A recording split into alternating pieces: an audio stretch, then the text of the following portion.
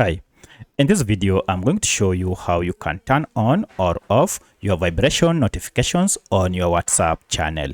If this video helps, please like and subscribe to this channel. Alright, to make these changes on your WhatsApp channel, just go to your channel and then tap on it to expand more usage. From here, go down and you should see we have this option for notifications.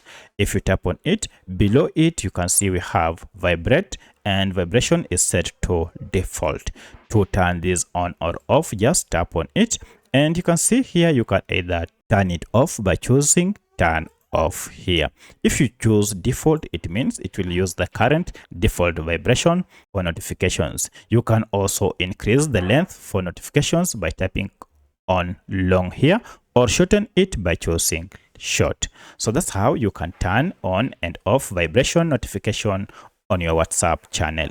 If you have any other question, kindly let me know in the comment section.